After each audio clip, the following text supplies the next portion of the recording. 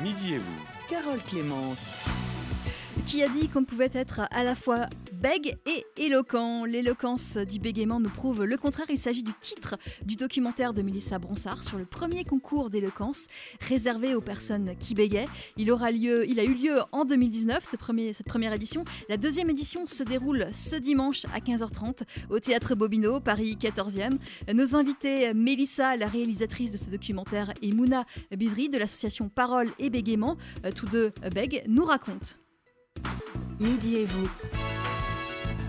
Carole Clémence.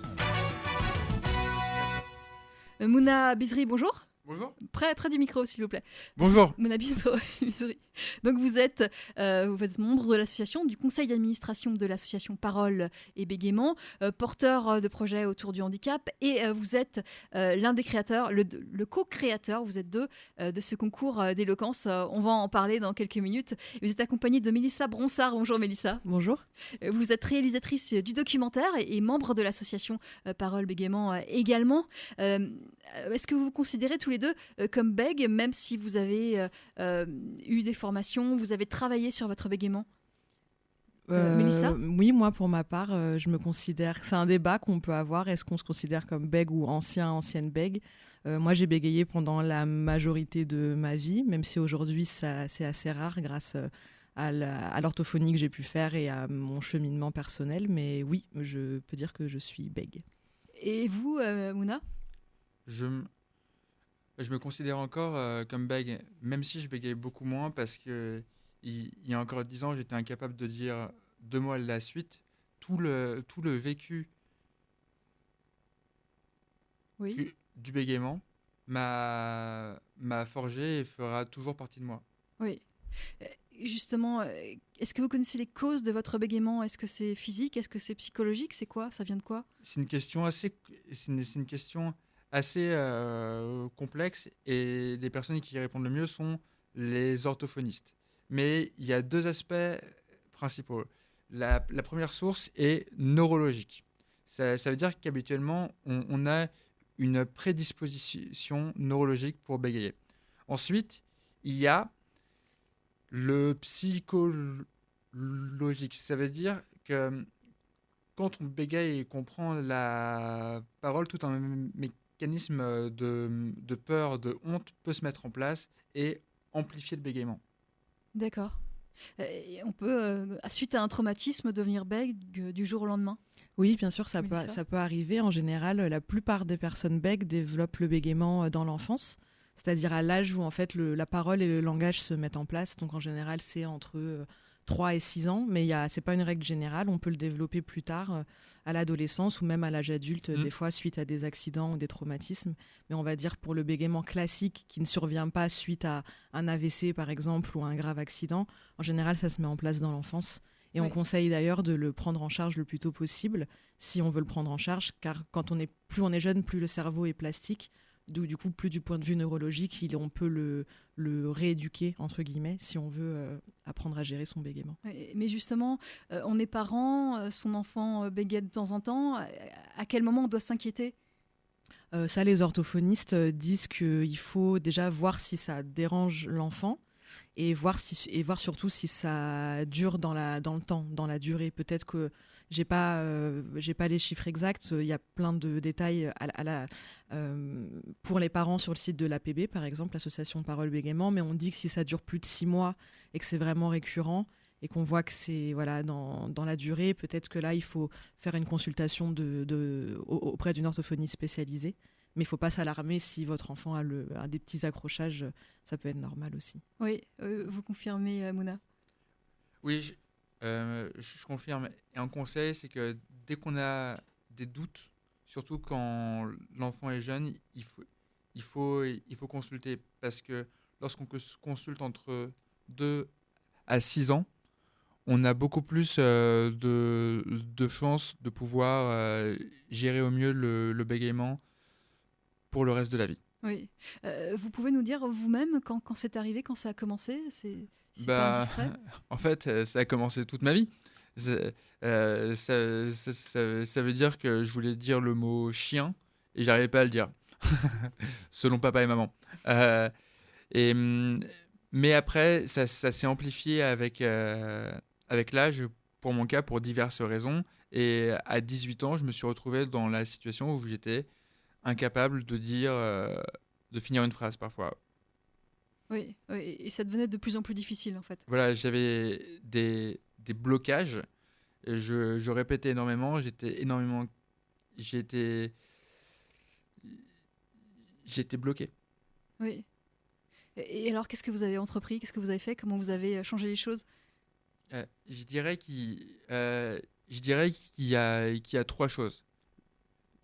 La première, c'est que j'ai rencontré des amis qui m'ont accepté tel que j'étais.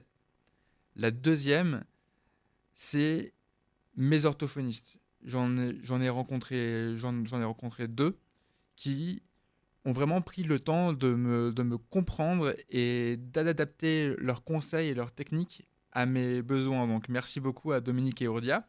Et 3, c'est le dépassement de soi. Quand j'ai commencé à avoir 20 ans, je me suis dit que je ne voulais plus que mon bégaiement soit un problème dans ma vie. Et donc, j'ai cherché, et je cherche encore, tous les défis possibles et imaginables pour me dépasser. Et c'est pour ça qu'en 2014, j'ai participé à un concours d'éloquence. Oui, racontez-nous. Alors, je vous raconte la partie où j'étais terrorisé et où une fille inconnue est venue me coacher, ou oui, par exemple.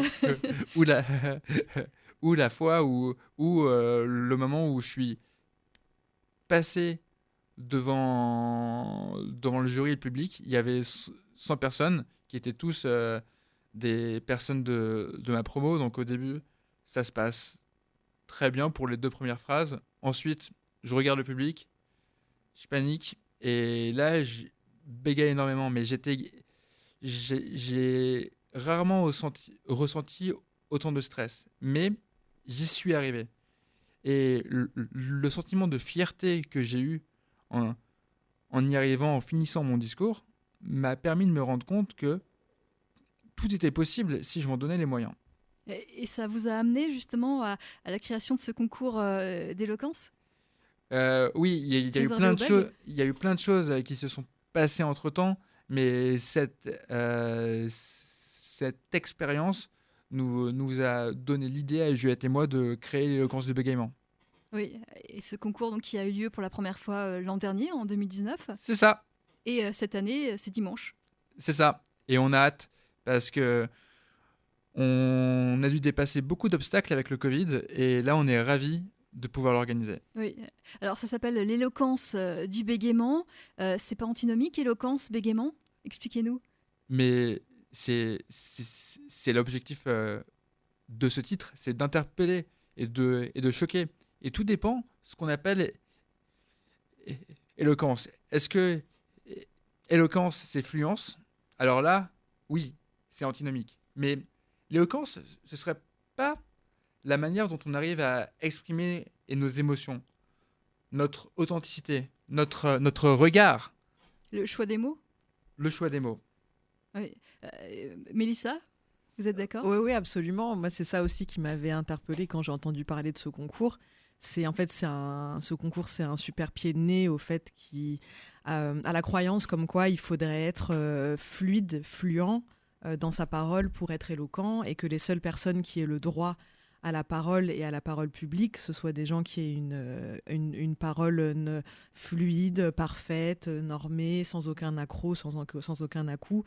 C'est pas le cas du tout, parce que comme Mouna l'a dit, l'éloquence pour moi c'est l'expression de ses idées, et c'est convaincre avant tout. Le but dans un concours d'éloquence, c'est de convaincre le jury grâce à ses arguments, grâce à l'émotion, grâce à la sincérité qu'on peut manifester. Et ça, les candidats du concours prouveront encore ce week-end, et ont prouvé que c'est tout à fait possible. Ouais. Vous avez déjà participé vous-même à un tel concours? Non, jamais. Non. Je l'ai découvert l'année dernière, et je l'ai filmé l'année dernière du coup. Donc je les ai accompagnés du début à la fin, mais j'ai pas pris part au concours. Mais j'ai pris un grand plaisir à les accompagner et à les filmer. Oui, alors racontez-nous justement cette première organisation du concours, parce que vous avez fait le bilan, il y a un retour. Vous pouvez faire un retour sur cette organisation, sur les participants, sur ce que ça a apporté aux participants, par exemple? Oui, je pense que Mouna pourra confirmer. Ils nous ont tous dit, on est toujours en contact contact avec eux, bien sûr, on se voit régulièrement. Et d'ailleurs, les candidats de l'année dernière sont aujourd'hui impliqués comme bénévoles pour coacher les nouveaux candidats. Donc, s'ils sont revenus, je pense que ça leur a plu. Et ils ont tous témoigné d'un réel progrès. Pas forcément sur le plan du bégaiement pur, parce que le but du concours, c'est pas d'effacer son bégaiement, mais au niveau de la prise de confiance, ça a été vraiment un accélérateur. Certains ont trouvé qu'ils ont plus avancé dans leur cheminement personnel, dans le fait d'assumer leur bégaiement, en 6 semaines de concours qu'en 20 ans de vie, quoi. Donc ça a été vraiment un accélérateur et une aventure avant tout humaine, avant le fait d'écrire des discours, de faire des discours en public, mais surtout tout ce qu'ils ont vécu sur scène et en coulisses de ce concours. Oui, alors pratiquement, comment ça s'est passé ? Il y a 6 semaines de formation, c'est ça, Mouna, Mélissa ? Comment ça se passe concrètement ? Alors, qui est choisi d'abord pour ce concours d'éloquence ? Est-ce que il y a un choix des candidats ? Tout le monde peut se présenter ? Alors, les candidats sont choisis sur le principe du premier arrivé, premier servi. Parce qu'on considère qu'il y a autant de personnes qu'il y a de bégaiement. Et on veut aider les personnes qui sont motivées. Oui.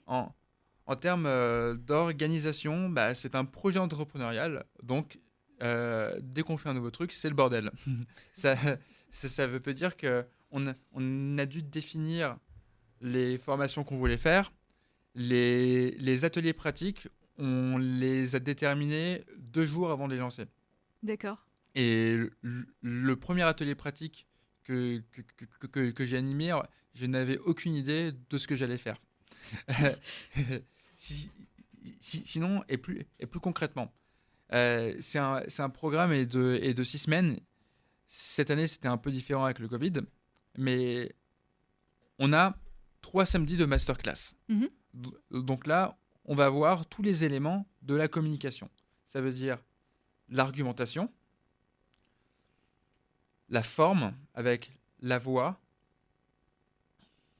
le regard, la manière dont j'utilise mon corps et surtout l'expressivité. D'accord. La manière dont je fais vivre mon discours. Et on travaille avec des personnes de la scène, avec des orthophonistes et des professionnels de la rhétorique. Oui, et d'ailleurs, il y a un orateur dans le documentaire de Mélissa Bronsart qui explique, très ému, vous redonnez ces lettres de noblesse à l'éloquence. Oui, absolument. On a la chance d'être accompagné par comme l'a dit Mouna, des professionnels de l'art oratoire qui font tous les autres grands concours d'éloquence classique, on va dire, Eloquentia, les concours d'avocats, tout ce qui tourne autour de cette sphère.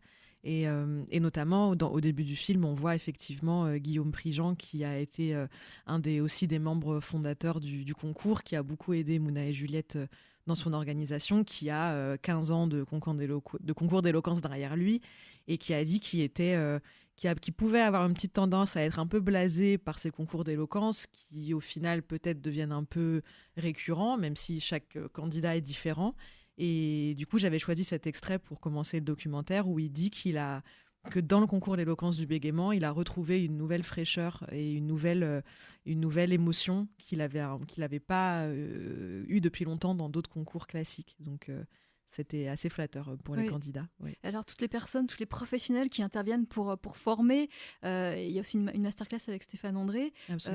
Ils le font bénévolement ou... Oui, bien sûr, ils étaient bénévoles. Ils sont rendus disponibles pour une journée de masterclass et ils ont très gentiment accepté de venir coacher les candidats dans leur domaine d'expertise, donc soit l'argumentation, soit le langage corporel, comment porter sa voix, comment se positionner sur une scène, parce que c'est pas naturel pour les personnes bègues, mais c'est naturel pour personne, de se mettre sur une scène devant 200 personnes pour parler. Donc bien sûr, ils ont été bénévoles et ils s'engagent tous les ans. Enfin, ça fait que 2 ans, mais du coup, ils reviennent chaque année pour coacher les candidats.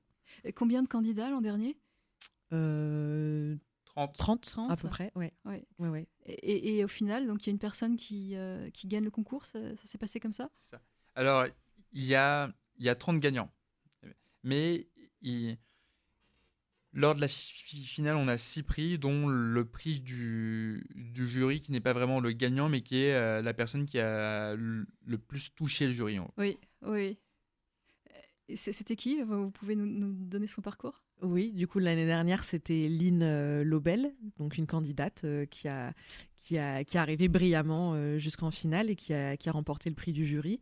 On la voit pas mal dans le documentaire. C'était un des personnages que j'ai un peu suivi tout au long des 6 semaines.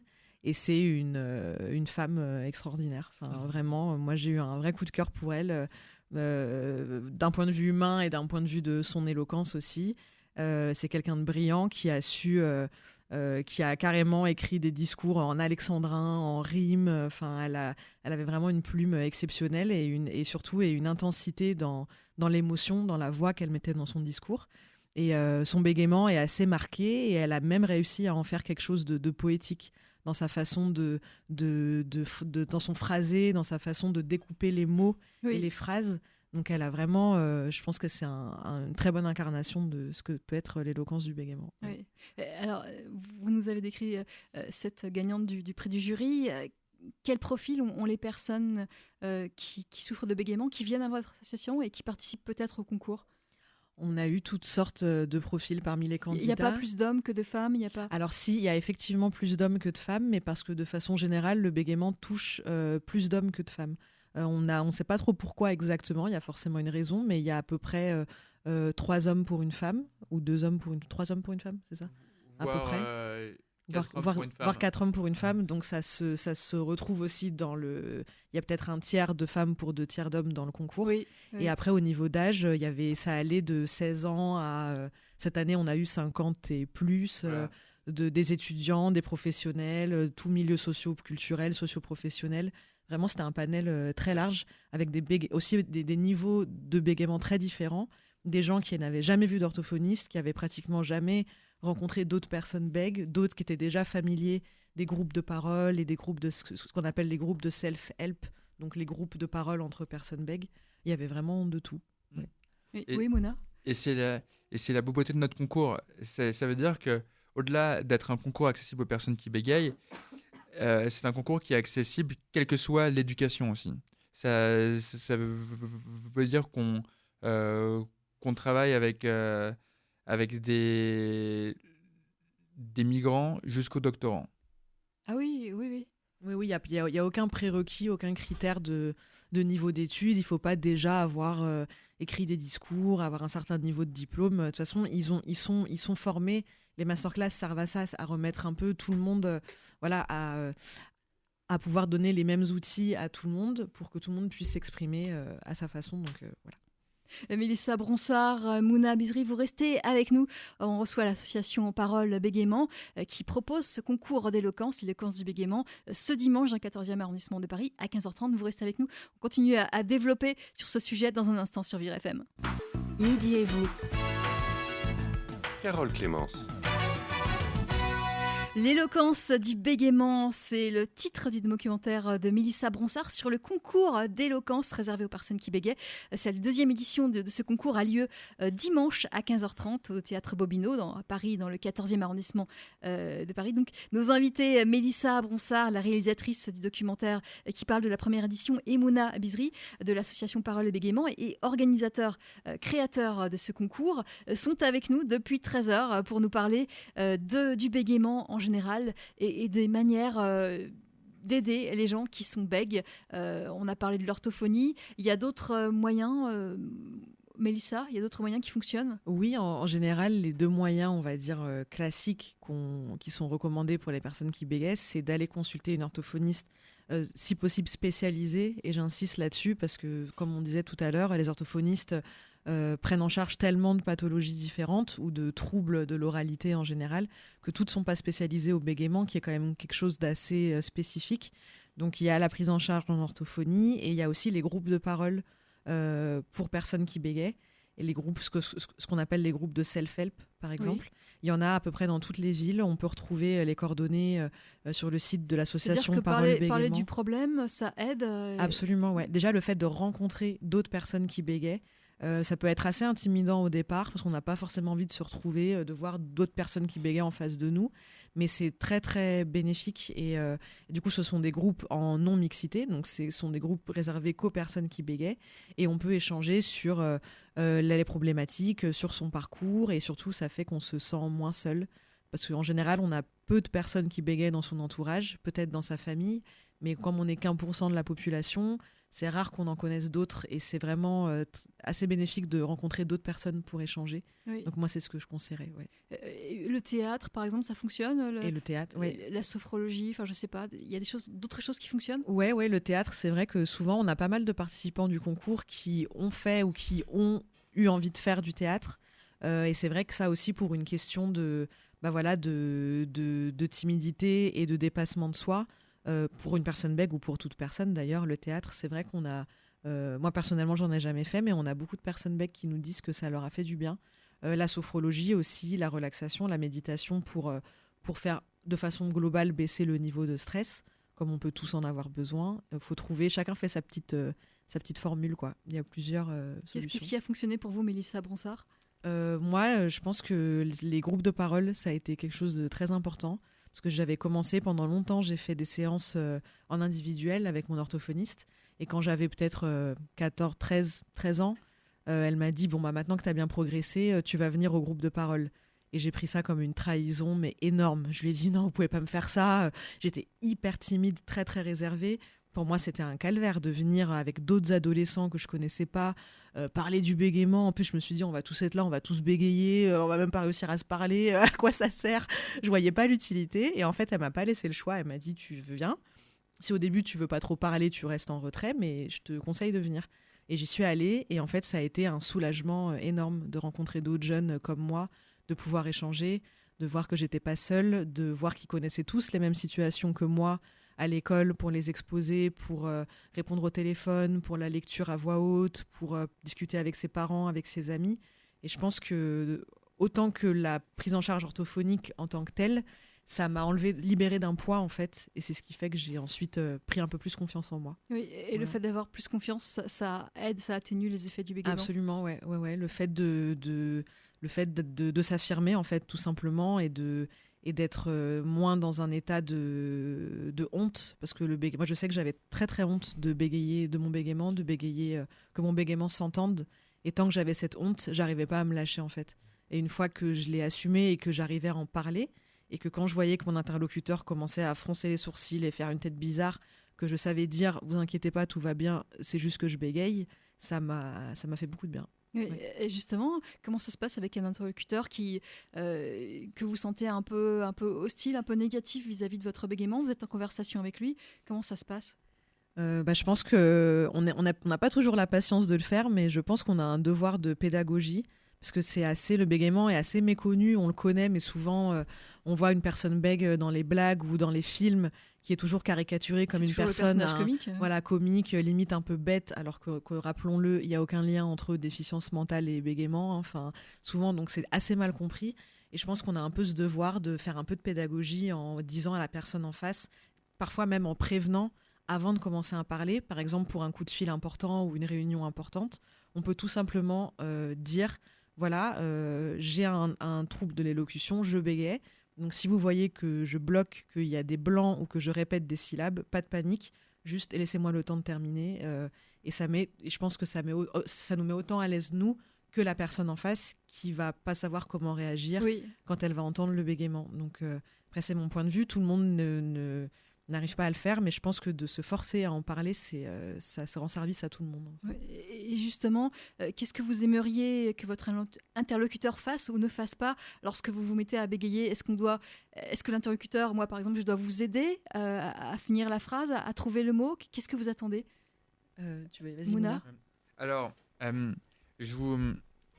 pour ce genre de questions, je vous conseille de vous référer à un autre de nos projets sur lequel on a travaillé avec Mélissa. Ça s'appelle handicappossible.com. Pour l'instant, on se concentre juste sur le bégaiement et on a un guide du bégaiement au travail. Et le but est d'expliquer quelques situations où on peut rencontrer le bégaiement d'un point de vue non bègue et comment le gérer. Le bégaiement, c'est quoi ? 2, j'encadre un bègue ou j'ai un collègue bègue, qu'est-ce que je fais ? Et il m'est arrivé cette situation cette semaine.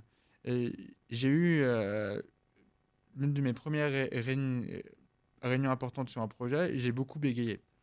Même si j'avais prévenu avant, les personnes étaient surprises. Donc j'ai partagé ce lien-là et j'ai fait de la pédagogie. Et après, tout est plus clair. Le problème, c'est plus une question d'éducation qu'une question de volonté ou de préjugés. Oui.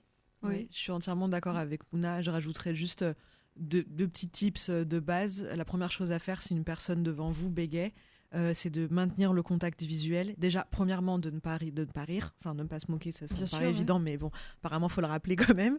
De ne pas se moquer, de ne pas essayer de garder une expression neutre et bienveillante.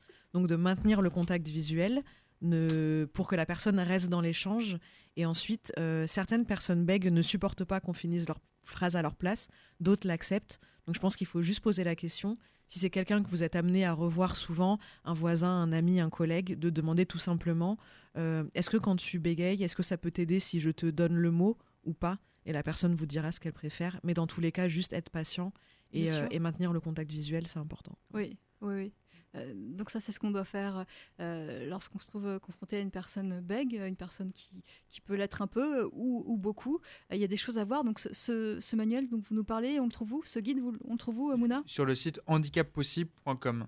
handicappossible.com. Très bien. Et c'est fait par l'association Parole et Bégaiement. C'est ça. L'association qui organise ce concours dimanche. Ce concours, l'entrée est libre, c'est dans le 14e arrondissement de Paris. Vous pouvez me repréciser l'adresse ? C'est au théâtre Bobino, rue du Montparnasse. Je crois que c'est rue de la Gaîté. Rue de la Gaîté. Voilà, 14-20 rue de la Gaîté.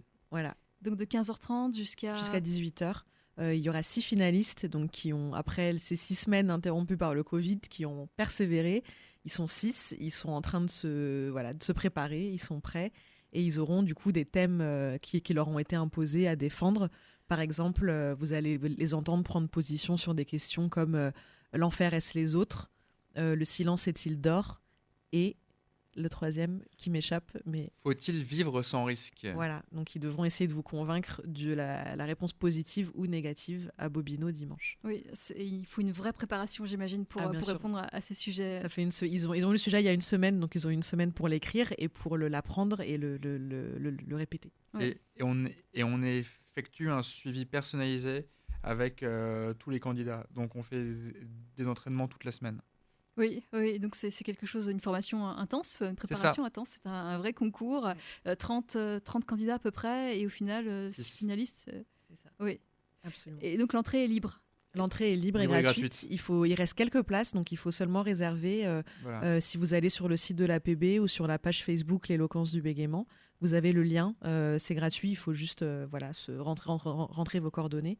Et normalement, il y aura 400 personnes à Bobino dimanche, avec le respect des règles sanitaires. La salle peut accueillir 900 personnes, mais on sera 400 pour que tout le monde soit bien et pour soutenir les candidats. Oui. Alors, ce documentaire dont on a parlé dès le début de l'émission parle de la première édition de ce concours en 2019. Le documentaire, vous le présentez où peut-on le voir, Mélissa Bronsart ? Alors, le documentaire, on organise des projections. La prochaine a lieu à Paris le 22 octobre à la Sorbonne. Donc moi, je mets toutes les informations sur la page Facebook du concours et du documentaire qui est la même page. Donc si vous y allez, vous avez toutes les infos.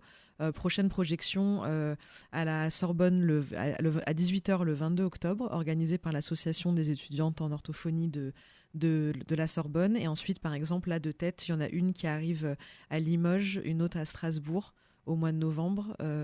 Donc j'annonce à chaque fois les projections au fur et à mesure. Et si vous ne pouvez pas vous rendre à une projection, mais que le sujet vous intéresse, vous pouvez me contacter via la page Facebook. C'est moi qui vous réponds et je peux vous transmettre le film. Très bien, comme ça on peut le visionner. C'est un film qui sensibilise, qui aide à comprendre et à mieux agir, sachant que vous parliez des orthophonistes. Les orthophonistes ont dans leur formation une partie sur le bégaiement, mais qui est assez réduite et qui intervient sur la dernière année de formation. Et vous pensez que c'est trop peu ?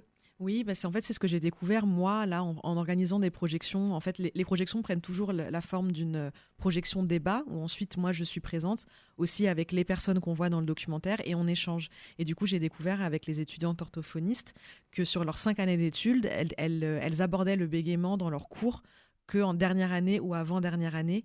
Et comme c'est quelque chose d'assez lourd à prendre en charge, parfois, elles sont en demande d'être en contact avec le bégaiement plus tôt. Et du coup, le film sert aussi à ça, à les sensibiliser et à aborder cette thématique. Oui, oui. Donc ça, c'est ce documentaire qu'on peut voir sur le concours L'éloquence du bégaiement. Les 2 portent le même nom. Et puis, il faut peut-être souligner que les orthophonistes qui sont bègues ne peuvent pas devenir orthophonistes. On peut pas être bègue et devenir orthophoniste. Absolument. En France, c'est pas possible, malheureusement. À l'étranger, ça l'est, mais pas en France. Dans certains pays anglo-saxons, c'est possible. En France, c'est encore un critère. Les orthophonistes, je ne sais pas quelle est la règle officielle, mais on va dire que tout trouble de l'élocution est assez malvenu dans le concours et dans les sélections pour les futurs orthophonistes, malheureusement, car une personne bègue ou ancienne bègue pourrait justement profiter de cette expertise personnelle, mais malheureusement, ce n'est pas le cas en France. Oui, oui. Mouna, vous pensez qu'il faudrait justement que les personnes bègues puissent devenir orthophonistes Je pense que c'est 2 expertises différentes. Et c'est un sujet assez complexe, mais ce qu'on essaie de mettre en place au sein de l'association Parole Bégaiement, c'est un système de patients experts.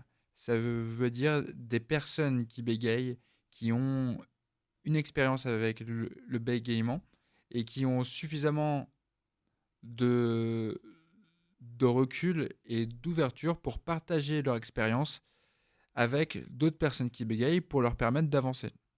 Oui. Mélissa, Mouna, une dernière intervention, un dernier mot avant de conclure cette émission ? Eh bien, on vous attend dimanche à Bobino, et si c'est pas le cas, on vous attend l'année prochaine puisque le concours aura lieu tous les ans. Et voilà, si vous connaissez des personnes dans votre entourage ou si vous-même êtes touché par le bégaiement, n'hésitez pas à faire un pas vers l'autre et à en parler, parce que la parole a un pouvoir libérateur. Je conseille à tout le monde de prendre ce challenge d'en parler. Voilà. Oui. Et contactez l'association Parole Bégaiement sur bégaiement.org et vivez avec votre différence, parce que on ne peut pas la cacher et rien ne vaut d'être qui on est. Oui. Merci à vous deux, Mouna Bizri, Mélissa Bronsart. Je rappelle que ce concours aura lieu donc dimanche à 15h30 dans le 14e arrondissement de Paris. Merci à vous deux.